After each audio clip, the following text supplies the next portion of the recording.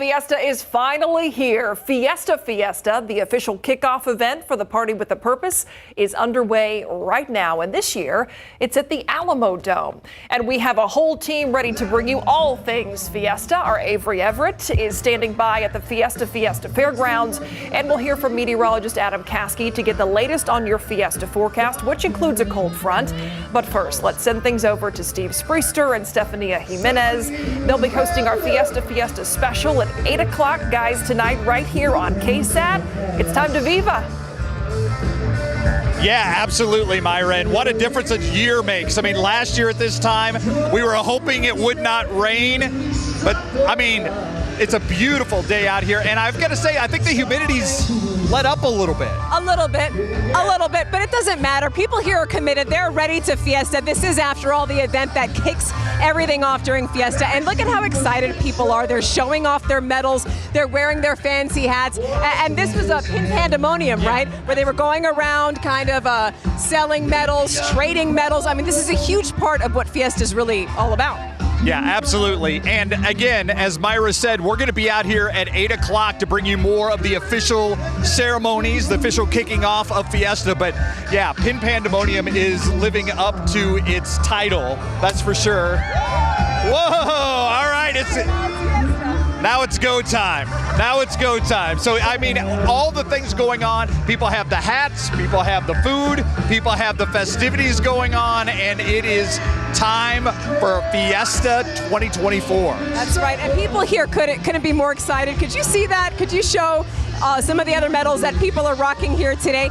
It's just about all of the excitement. A lot of the people that you're seeing here, these are the faces of Fiesta. A lot of the people who put a lot of these events together are here, and they're debuting their medals. And this is what everybody gets super excited about. Absolutely, and by the way, out in all of this pandemonium, our own Adam Caskey, who I think is kind of the king of pandemonium. He is out and about. Adam. Oh, baby, it's a good crowd. We're having a good old time dancing it up to the music. I love it. It's so great with this crowd. Everybody's into it. But you know what? You know what I'm noticing? What are you noticing? Not enough cascarones. Not enough confetti. Are you ready for some confetti? Yes. Now you're getting christened for Fiesta. Fiesta 2024. Now it's official. You got to have a holster.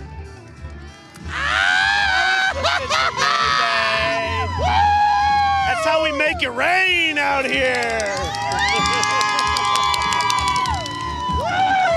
That's the kind of rain we want on a day like today. The real rain will hold off until tomorrow. And I love it. I have it all over my eyelashes and everywhere. It's part of the fun. It's part of the party. We are going to talk more about real rain coming up in a little bit as we get into the weather forecast. I do have a thermometer out here that matches my medal. I'm going to be giving that away at 6:45. Ow, yeah, baby. Ow, give it to me. Bow. All right, thank you, Adam. I told you he's the king of pandemonium. By the way, did I mention hats? Look at all these. Okay, there's a lot. The church at La Villita. We've got, I mean, look at all of these wonderful hats that we have. And these people just happen to walk right up as we're live on the air. Look at that. Love it. Guacamole, Corona, love it. Above and beyond.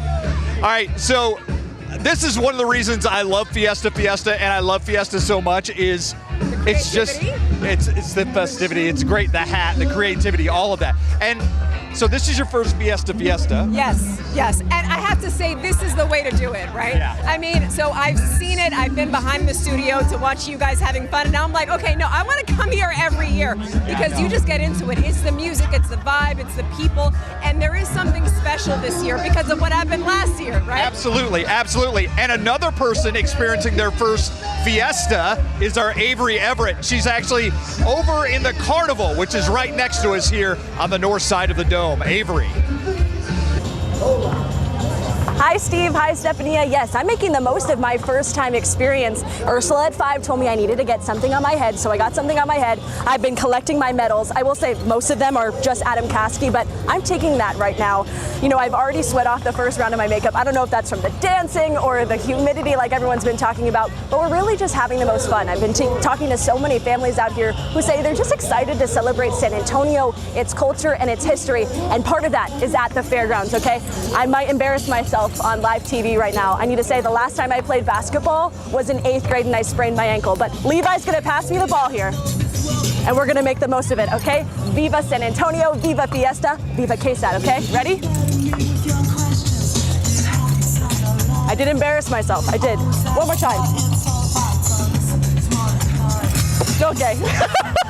We're making the most of it, okay? We're gonna have fun. I'm gonna practice over the next couple of minutes. We'll be back, but reporting live, I'm Avery Everett, KSAT 12 News.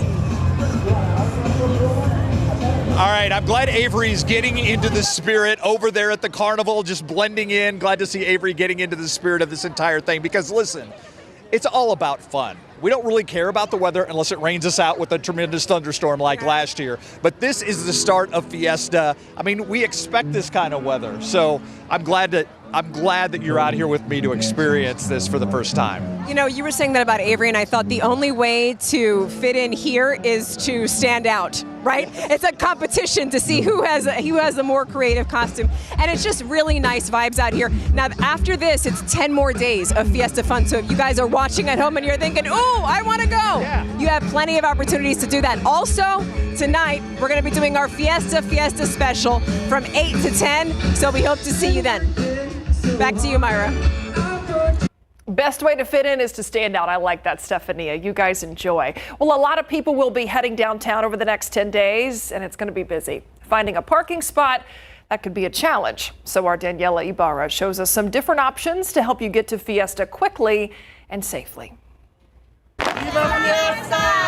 Fiesta is an experience. Stephen Dipple is visiting San Antonio and says his family has been preparing him for his first cascaron. And she made it very clear that if we didn't get hit with one of those eggs and sprinkled with confetti, that we didn't come to a true fiesta. She's right. Yeah.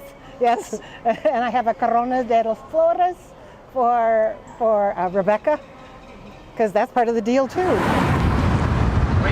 Another part of the deal is figuring out how to get there. I highly recommend Park and Ride. We have used Park and Ride to go to the Battle of Flowers parade. Via's Park and Ride service starts tomorrow through April 27th. It's $1.30 each way and takes riders to some of the biggest events.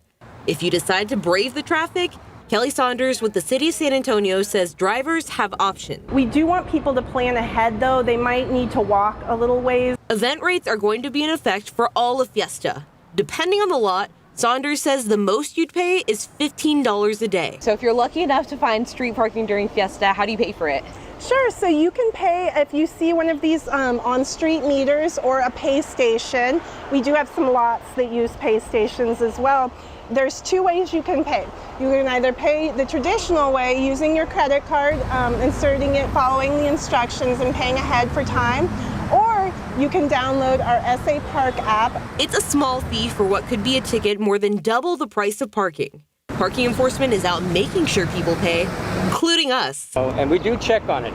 And if you're heading to Fiesta tonight, there is parking out at the Alamo Dome, but they're encouraging people to use public parking spaces downtown like here at the Convention Center.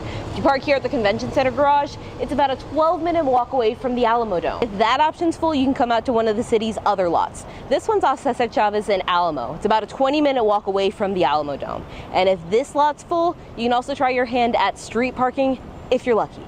In downtown San Antonio, Daniela Ibarra, KSAT 12 News. Well, today is all about the Fiesta kickoff, but Monday, that is the first official parade. The Texas Cavaliers River Parade is Monday, and today we got a behind-the-scenes look at some of the 50 floats you'll see during that parade. The theme for the River Parade is Viva America. Our River Parade coverage on Monday starts at 6:30 with the Texas Cavaliers military pre-party. Then David Sears and I will host our River Parade coverage here on KSAT from 7 to about 9 o'clock. KSAT has a chance for you to enjoy a special party at the Battle of Flowers Parade. Scan the QR code you see right here to buy tickets. Those tickets include assigned seating along the parade route, food, drinks, and a chance to hang out with some of us here at KSAT. We have all you need to know this Fiesta season. Now, this QR code, that will take you to our Fiesta 2024 page on KSAT.com. You can find a schedule of events, a heads up on any road closures, parade routes, and a whole lot more. Let's take a look at traffic out there right now. This is I-10 at Frio. You can see normally it's pretty packed. It is today as people are heading into downtown. Perhaps some of the Fiesta festivities, but definitely a busy 6 o'clock commute as people make their way into the city. Still ahead on the news at 6, the woman convicted of starving her 4-year-old stepson to death took the stand today during her own sentencing. What she told the jury and the plea she made to get probation. Next. Plus, we take a quick look outside with LiveCam. It's been a warm start to Fiesta, a humid one as well. Meteorologist Adam Caskey has your latest Fiesta forecast. We're talking about some rain coming up next.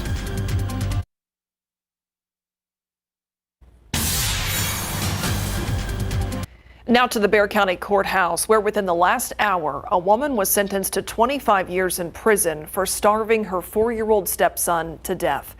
Today, Miranda Cáceres took the stand and begged the jury for probation. As Erica Hernandez takes us inside the courtroom, she shows how Cáceres insisted that she is not the one who starved that child. Miranda, why did you starve Benji? I didn't starve him. Over and over, Miranda Cáceres told the jury she did nothing to harm Benjamin Severa. In August 2021, Benjamin died from starvation. On Wednesday, a jury took a little less than an hour to find her guilty of injury to a child. During the punishment phase, Cáceres spoke about her rough upbringing and how Benjamin's father was the one who prevented Benjamin from getting food and also physically abused him. You will not take responsibility for any of it. Correct? I never caused those injuries. Again, you're not taking responsibility for any of his injuries, correct? Yes, because I never hit him. Who causes injuries to Benji? His dad. Is this from the gate incident too? No, the belt. The defense asked the jury to sentence Cáceres to probation, but the state asked for the maximum punishment of life in prison. This case is not over yet. Benjamin's father, Brandon Severa, is also facing charges. His next court hearing is next month. We will see then when his trial date would be. He also faces up to life in prison if found guilty. At the Kidder Reeves Justice Center, Erica Hernandez, KSAT 12 News. Gunshots and sirens greeted guests at a local motel this morning. San Antonio police surrounded that motel. This is the Studio 6 extended stay motel. SWAT officers were then called in. Those officers got a call around 5:30 this morning from that business near Fredericksburg Road and Medical Drive. Police say they found a masked man with a gun who fired shots at officers and then barged into a guest's room. Took over their room at gunpoint. The two individuals fled the location. He went inside and barricaded himself. I just seen the police right there. They was yelling, police come outside, telling the men to come outside. Guests at that motel were ordered to stay inside their rooms. The standoff ended peacefully about 4 hours later with police arresting that suspect, who was 42-year-old Johnny Munoz. The past 2 years, CPS Energy has kicked a lot more money than expected up to its owner, the city of San Antonio. But now city council members appear to be on board with a plan to send some of that back to CPS from these windfall years. San Antonio gets a cut of nearly all CPS revenues, and the money makes up a big part of the city budget. But council members were briefed on a pair of policies over the past 2 days that would send money back to CPS once it hits certain markers. City finance staff says that this could help shrink the size of future rate hikes, though it's not clear exactly by how much. I mean, if that bucket's filling up on our side, that means that the other side of that is happening on the CPS side too. So when you combine those, what can you do and how can you apply that to try to mitigate a future rate increase? City staff say they heard enough consent from city council members over the past 2 days to put the ideas into place. All right, it is finally here. Today is the day And what better way? This is on a Thursday. Thermometer Thursday's first day of Fiesta. Let's go out to a guy who's excited about it all. Adam Caskey with plenty of confetti in his hair. Hey, woo! Hey, it's everywhere. I told you yesterday on the news, I said it's going to be humid. You're going to get the dye all over your skin. Embrace it, y'all. It's Fiesta time. Yeah! Oh, it ain't a party without some confetti, right? I always carry a little bit here, too, just to do this. And of course, in my holster, I do! Oh, I got more of them, buddy, right here. Oh, it's always fun to be with the people. I love it. We get out and have a good time. Hi, Bubba. Look, somebody. Hi. I'm just doing videos for people and stuff as well. All right, I got to get to the radar because there's rain, but not here. No rain here. We'll get some needed rain, but not until this weekend. So let's go to Authority Radar, or first of all, our headlines. Let's give you what you can expect here coming up. Tonight, isolated hill country storms. That's what we'll have through a little after sunset, probably through about 9, 10 o'clock. This weekend, that's our best rain chance. Saturday night, you're going to hear that pitter-patter on the roof. It's going to be good. And a few rumbles of thunder. And then Sunday and Monday, very un-Fiesta-like with low humidity and cooler temperatures. So I'll show you the temperatures in a bit. Here's Authority Radar. The action right now, it's really up closer to Burnett, headed towards Burnett at the moment.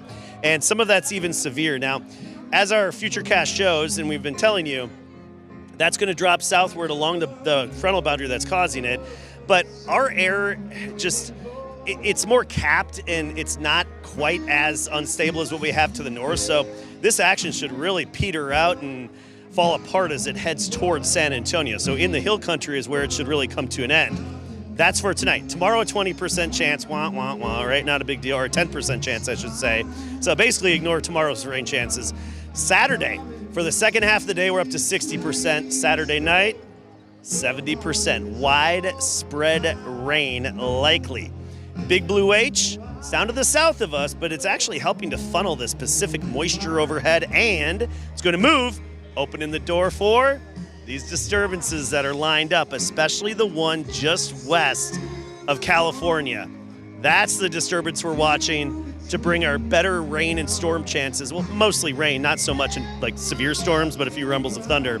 That's late Saturday night, ending Sunday morning. Rainfall potential, it's going to keep changing. It's a fluid situation, but I still think it's a pretty good bet in parts of the hill country. We'll have 1 to 2 inches of rain in parts of the hill country by Sunday morning. Tomorrow, 67, cloudy, humid in the morning. By the afternoon, fairly gray, 78 degrees for the high temperature. Looking ahead, look at these temperatures. We get 76 on Saturday, and then by Sunday, hey, how does this sound for a high on Sunday? The warmest it's going to get is 68. Oh, boo! They said boo. Yeah, you like to sweat out here. My kind of people, enjoy all weather. Hey, by the way, for the River Parade, it's going to be beautiful for the River Parade. And I do want to mention, I do have another medal giveaway tomorrow at Christus Children's. That's downtown, the Children's Hospital downtown. And coming up at 6:45, I've got the matching thermometer to give away. I'll announce the winner. Go to KSAT.com/thermometer. And 3, 2, 1, Viva! Viva Fiesta!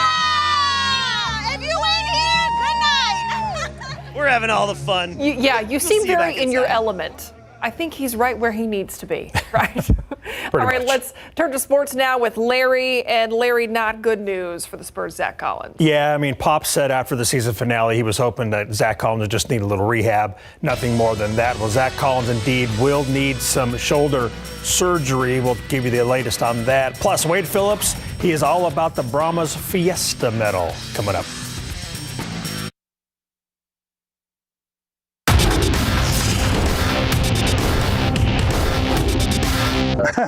I'm ready for a Fiesta, that's for sure. Wade Phillips is embracing Fiesta with a sash and medals in big board sports. Spurs power forward Zach Collins suffered a torn labrum in his right shoulder that will require surgery, the team announced today.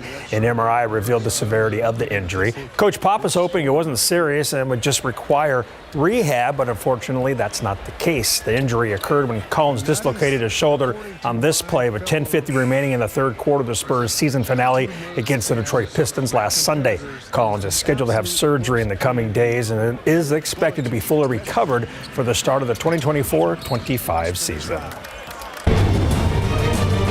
San Antonio FC is coming off a scoreless draw in their only home match for the month of April. Now SAFC prepares for 2 straight road games, starting first with Eastern Conference Hartford Athletic. Producer Daniel Villanueva and Photog Mark Mendez were out of practice today, getting a preview for Saturday's match before San Antonio heads to colder climates.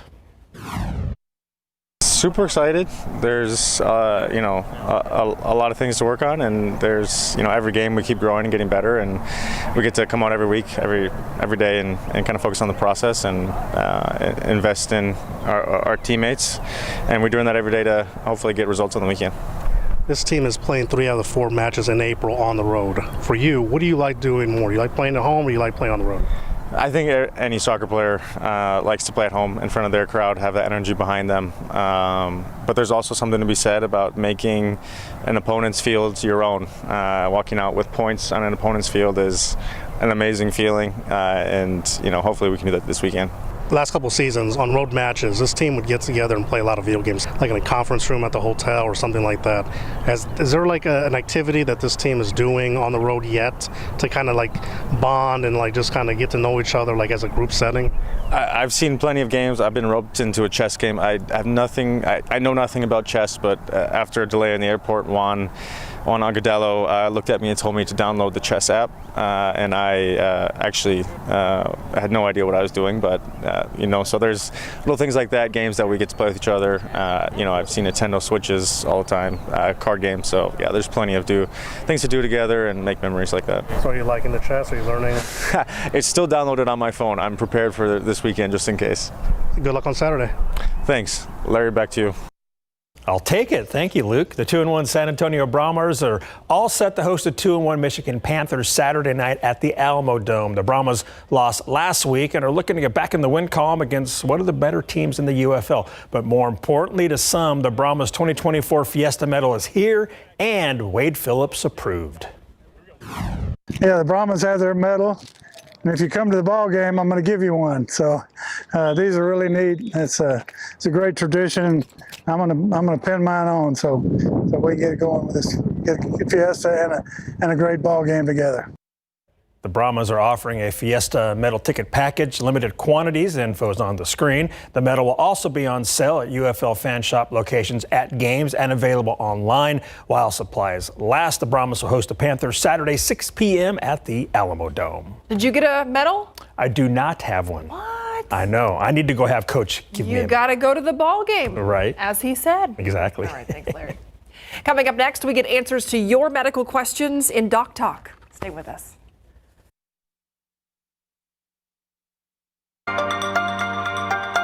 It is time now for Doc Talk. This is a segment every Thursday here on the News at 6 where we take your questions to local doctors to get you some answers. And we're joined now by Dr. Leo Lopez, Medical Director with University Health. Thanks for being here. Happy to be back. Okay, so first question we have from a viewer today. It's all about the measles. They're asking, if you had measles as a child, do you still need to get a measles vaccine? Thank you for the question. So if you definitely had measles as a child and you've got laboratory confirmation that you either did have it or you have immunity against it, then you're protected, don't need another vaccine. But if you have doubts, you don't know for sure, you don't have proof from a laboratory, then you should get vaccinated.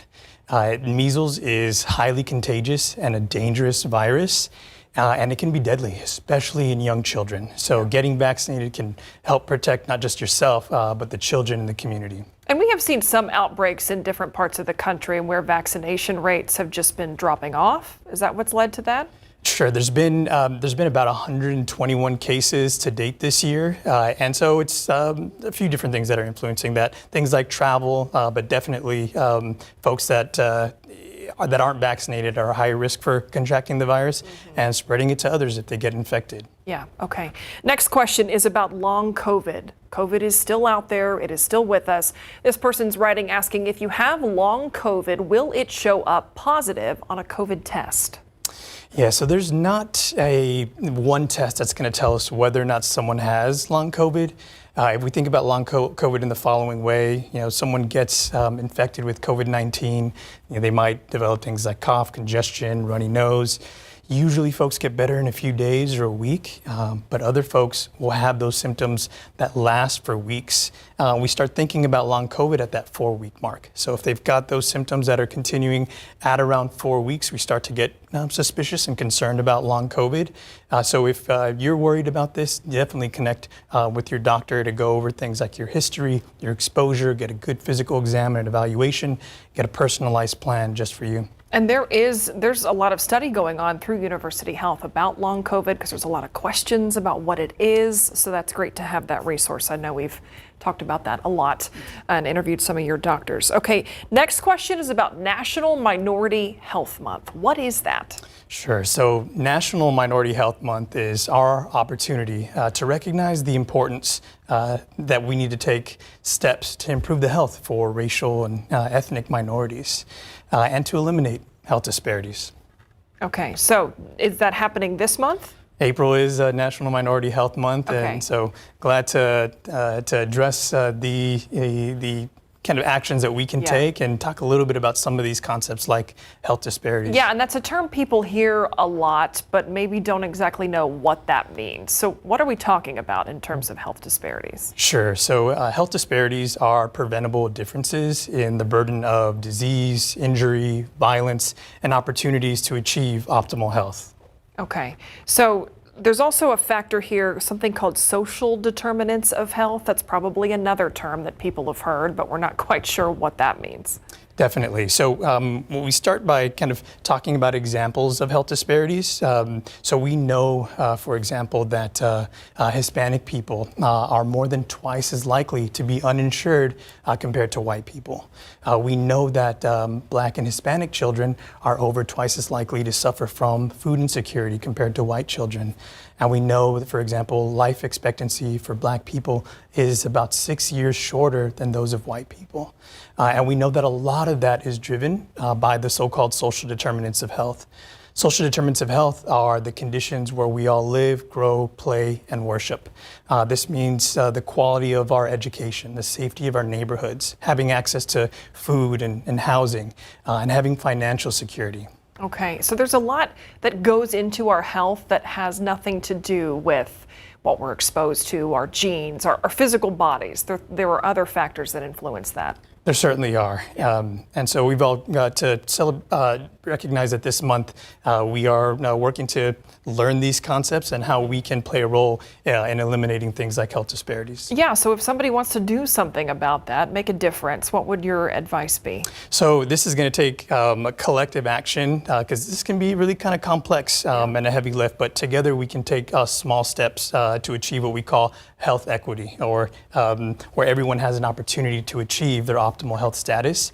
One small example we can take, so as healthcare systems, we want to try and create what we call health literate healthcare systems. We want to anticipate the needs of our patients, and that might mean ensuring that language or interpreter services are available for folks that might not speak English as a first language. So as a patient, if you are coming in to see your doctor, you have the right to request language services in the language that you prefer.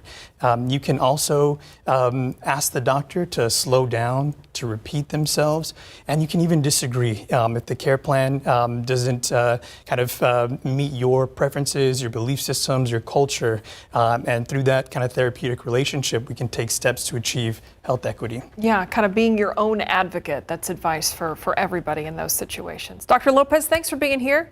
Thank you for having me. I'm sorry we tore you away from Fiesta. Not at all.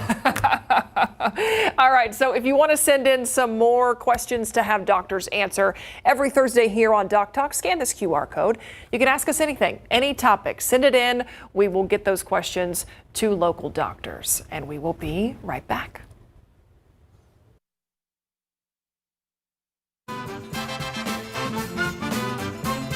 Okay, did you know we have a Fiesta first-timer among our ranks here at KSAT? Avery Everett, it is her very first Fiesta. She is out at Fiesta, getting the royal treatment. Now, you said that you embarrassed yourself earlier with your basketball shots. You did not. You put yourself out there, which is what Fiesta is all about. So I appreciate it. What are your first Fiesta impressions? Thank you, Myra. You know what? If anyone knows me, I'm going to try everything, okay? So that has been my mission in all of today, right? Trying everything at Fiesta. Asking people, what do I need to try while I'm here? I started last June, okay? And everyone was like, oh, you haven't done Fiesta yet. I'm finally here. I've had my chicken on a stick. Ursula told me I needed a hat, so I got a hat. I've been collecting my medals. Now, I will say a lot of them are limited edition 2023 KSAT medals, so I'm rocking last year's medals, but my sash is full. I played a lot of basketball, and we're just having the most fun. I mean, this just makes me love San Antonio to another level. People here just love celebrating the culture and the history and having fun. So many smiles, so many laughs, so much dancing. I've already sweat off the first round of my makeup, so it's a long night still ahead, Myra. You know, see, you got that good hair that holds the confetti. Mine will make its debut for River Parade. No. But you got to get out there and swap those medals. I bet there are plenty of people who would love a vintage 2023 KSAT medal. Have you found one that you really like so far? Well, okay, first off, I'll say I think that there's 6 different Caskies along my sash. I mean, the Leon Valley one is also a bottle opener, so that's quite handy for Fiesta celebrations. That is a good one. And I was told about that. But I mean, just a lot of the colors. I mean, the Missions one is just beautiful this year. The KSAT one, I mean, everyone showed me last year's Blood Bank one and how big it was, so I'm just excited to have that on my sash. And I feel like it's a token that I'm going to take with me. I'm from Philadelphia, so any piece that I found a love medal, love sign medal, so I have a little bit of Philadelphia with me, even so far away from home. But I'm making the most of it. Every angle that I can do, every try. We had a couple of lemonades. I don't know if that's super Fiesta, but it's hot enough out here that I'm declaring it now a Fiesta mandatory grab. I'm impressed you've already had a chicken on a stick. I mean, that was going to be okay. You got to check this box, but you've already done it, girl. So more power to you. You know what? Well, now we're keeping the chicken on a stick counter. I'm going to count how many I eat over the next 2 weeks. I bet it is not your last, and I am not above asking you to bring one back as well. And Mia is over here in the Weather Center. Tempting. And I it might be a little cold by 11 p.m. That's fine. Don't mind it at all. Avery, enjoy all of this because Fiesta, you got your love pin there, medal. Fiesta, that's what it's about. It's about San Antonio coming out, loving on each other, having a great time. I love this time, so I'm so glad to get you see you experience it for the first time. Thanks, Myra. Yeah. Okay, we'll see fun. you a little bit more throughout our Fiesta coverage, but first we are going to take a look outside with live cam. It is a hot one out there because it is so very humid, but these clouds, I hope they're helping some people out who were out at Fiesta since it's at the Alamo Dome this year, a bit of a different venue, but I know we've got some rain to talk about.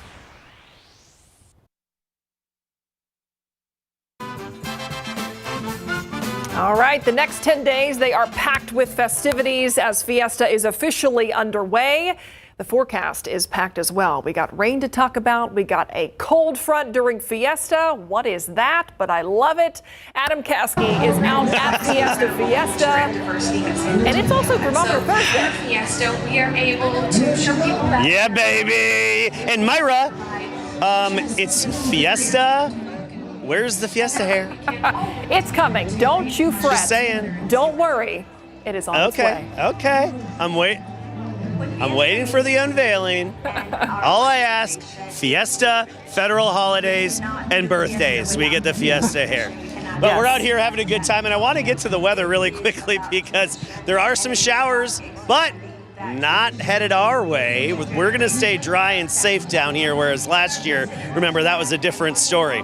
Here's a look at Authority radar. Notice those storms closing in on the Burnett area just west of Killeen, and they're pushing southward along a frontal boundary that's going to basically sit overhead. It's going to stall and sit overhead for a few days and then help trigger more showers. But as we go through this evening, you see that action is very likely to break up. We just don't have the same atmospheric environment to sustain them very well as they head into then through the hill country. So the hill country getting clipped by some of it in the coming hours. That's about it.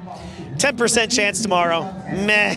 Basically ignore that. Saturday, we're up to 60%, and that's especially the second half of the day, and then Saturday night up to 70%, so widespread rain coming Saturday night, just what we need. Here's our setup. Big Blue H, that's weakening, moving away. Get on out of here. Then we've got big disturbance west of California. That's going to be the one to have energy slide over the front that's already in place. So it's kind of a double whammy of ingredients to get us going. And as you can see, they could lead to 1 to 2 inches of rain, especially in parts of the hill country. We'll be updating the specifics of the amounts of rain and how much we should get as the time nears. Saturday, cloudy, turning damp, rainy, a few crumbles of thunder, nothing severe. And then Saturday night's most of the rain. Then Sunday will start to clear out late in the day. It'll be dry day, but we'll clear out. And look at this, low humidity on Sunday. What's that? It's Fiesta, low humidity. And that's going to last all the way through the parade on Monday, the Cavaliers River Parade on Monday. Low humidity. I mean, we're so accustomed to just dripping in sweat and being hot, but no, it's going to be beautiful for the River Parade. Really quickly, tomorrow, my medal giveaway tomorrow at Christus Children's downtown. Usual routine, more information online. Oh, we're going to get to the winner here in just a second. We're going to get to our winner.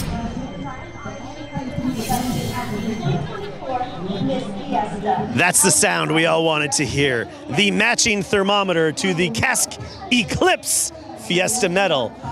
Accurately measuring 92 degrees out here earlier. Now that the sun is lower, it's measuring 91 degrees. We're on this on the brick out here, and so that makes it a little bit hotter. Nicole Shagoy of San Antonio. I hope I didn't totally mess up your name. You're the winner of this homemade thermometer, along with a matching medal to go with it. KSAT.com/thermometer to enter the drawing. We're going to see you back alive for our coverage of Fiesta. See you then. Viva Fiesta! All right, Adam, thank you so much. We've got more coming your way after this.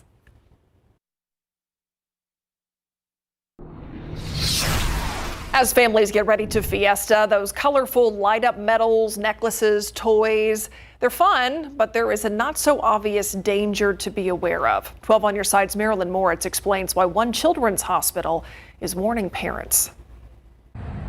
They're flashy Fiesta fun, medals, trinkets, and toys that light up. But it's what you don't see that can be dangerous. These batteries can be extremely dangerous. These batteries, look on the back, tiny lithium button batteries about the size of a nickel or smaller. Christus Children says these can be disastrous in the hands of a small, curious child who may accidentally swallow one. What happens when that battery is lodged in the esophagus is touching that battery, and the battery is in the middle, and it's creating a current. And so it can create a burn. To show you what can happen, we're going to use this hot dog. We're going to slit it open. This represents a child's esophagus. Then if a child swallows one of these batteries, it can get stuck on the inside. We'll check back on this in a while. It's been a growing problem. Safe Kids says 2,800 children are rushed to the ER every year after swallowing a button battery. And since 2016, at least 27 children have died. Some manufacturers have taken action. We found these Duracells that have a bitter-tasting coating on them. It's been about 2 hours, so let's check the hot dog. Look inside. You can see that button battery has had a chemical reaction. It is charred, and it will do the same thing inside a child's throat. If you just even suspect that they swallowed a button battery, then immediately to the ER they should go. Beyond Fiesta, these batteries are in all kinds of things. Safety advocates urge parents to be sure the battery compartment requires a screwdriver to open it. Marilyn Moritz, KSAT 12 News.